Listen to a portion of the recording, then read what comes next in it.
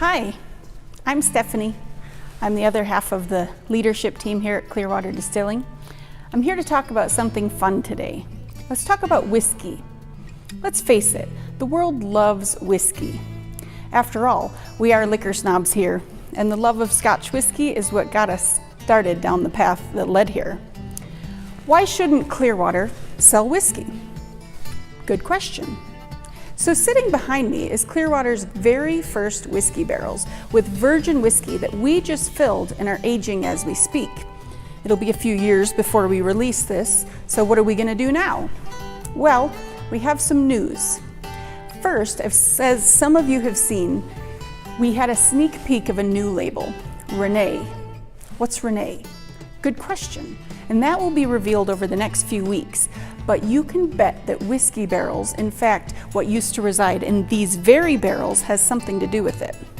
High West, as many of you know, which is just 30 miles that way, over this mountain here, achieved huge success with whiskey. They now make their own, but weren't able to sell any of their aged stuff for many years as their casks matured.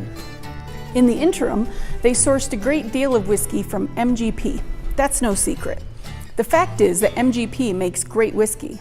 Angel's Envy, Bullet Rye, Templeton, Whistle Pig, all sourced from them. So there's no shame in that. High West built nearly their entire brand on it. Also, you may have seen that High West released a product a few years back that was very hard to get a hold of. It was a 14-year-old light whiskey. Light whiskey, what is that?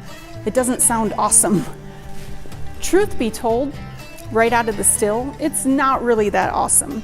A requirement for light whiskey is that it needs to be distilled to at least 160 proof and as high as 190, which, as any liquor snob could tell you, removes a lot of the flavor. Why would you do that? Well, part of the history of light whiskey is related to America's taste for whiskey that waned in the middle of the last century. Folks preferred lighter spirits such as gin and vodka, where the base spirits were distilled to a high proof and removed a lot of the flavors. And light whiskey was a new TTB designation that included the distillation proof, but then also required that the whiskey would be matured in casks either with no char at all or be previously used, again to reduce the amount of heavy flavors. Well, sometime in the last few decades, MGP produced light whiskey and then stuck it in some barrels and then forgot about it. Back in 2013, High West, in their effort to produce some new blends, discovered that cache of it at MGP.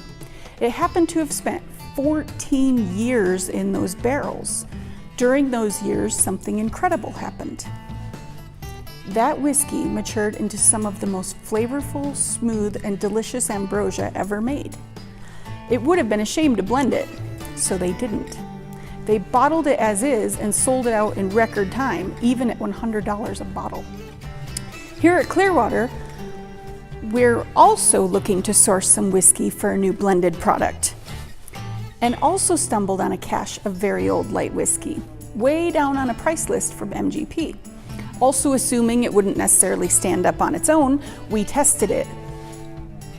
It was astonishing. Hands down, mouth on the floor, stopped us dead in our tracks. Overwhelming smoothness, bursting with notes of honey, cherries, and vanilla butterscotch, just mouth-watering. We immediately knew what David Perkins at High West must have experienced those years ago. We got back on the phone and ordered the last barrels that existed at MGP. And now we're going to bottle it for you. You're welcome.